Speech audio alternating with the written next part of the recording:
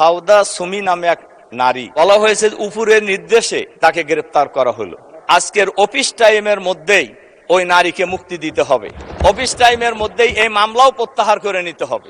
এই গ্রেপ্তারের মধ্য দিয়ে ফ্যাসিবাদী সরকারের পূর্বাভাস পাওয়া যায়। মানুষ কি কথা বলতে পারবে না? মাননীয় স্পিকার, আমরা একটা জিনিস সবাই ইতিমধ্যেই হয়তো অবগত হয়েছি যে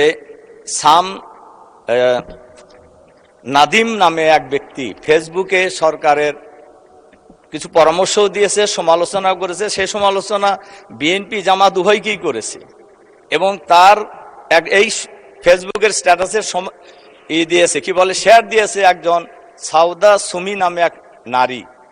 এরপরে পুলিশ তাকে গ্রেপ্তার করেছে এবং বলা হয়েছে উপরের নির্দেশে তাকে গ্রেপ্তার করা হলো এবং মামলাও দেওয়া হয়েছে এবং উপরের নির্দেশে মামলা দিয়ে গ্রেপ্তার করা হলো। আমার প্রশ্ন হলো, এমনি সমালোচনার মধ্যে ছিল তেলটাকে সে বেশি গুরুত্ব দিয়েছে।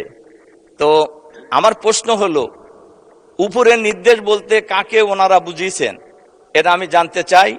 আর এর সাথে সাথে আমি মাননীয় স্পিকারের মাধ্যমে সরকারের কাছে আহ্বান জানাতে চাই, আজকের অফিস টাইমের মধ্যেই ওই নারীকে মুক্তি দিতে হবে এবং অফিস টাইমের মধ্যেই এই মামলাও প্রত্যাহার করে নিতে হবে। তার কারণ এই গ্রেপ্তারের মধ্য দিয়ে ফ্যাসিবাদী সরকারের পূর্বাভাস পাওয়া যায়, অথচ এই সরকার তো গণতান্ত্রিক সরকার, কাজে মানুষ কি কথা বলতে পারবে না? এজন্য আমি মাননীয় স্পিকারের মাধ্যমে এই বিষয়ে আমি সবার কাছে দৃষ্টি আকর্ষণ করছি। এবং আমি দয়া করে বসেন মাননীয় সদস্য, এটা পয়েন্ট অফ অর্ডার রূপে গৃহীত হলো না, এটা কোনো পয়েন্ট অফ অর্ডার হয়নি, বিধিও আপনি উল্লেখ করেননি। তবুও যেহেতু আপনি বিষয়টি বলেছেন, আমাকে বিরোধী দলীয় নেতা এই বিষয়ে আমার সাথে যোগাযোগ করেছেন, এই সমস্যাটি সমাধান করার জন্য চেষ্টা করেছে। এইভাবে আলটিমেটাম সংসদে বসে বাইরে রাজপথে যেটা দেওয়া যায় সংসদে এটা দেওয়া তো সম্ভব নয় এবং বিধি অনুসারে আপনি প্রয়োজন হলে প্রস্তাব আকারে নিয়ে আসবেন।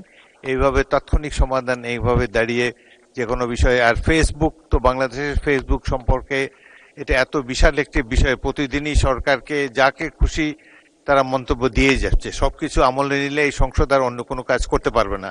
তবুও মাননীয় বিরোধী দলের নেতা আমাকে বিষয়টি জানিয়েছেন, আমরা বিষয়টি খেয়াল করছি, এ ব্যাপারে আমরা প্রয়োজনীয় ব্যবস্থা গ্রহণ করার উদ্যোগ গ্রহণ করব। ধন্যবাদ। বসুন।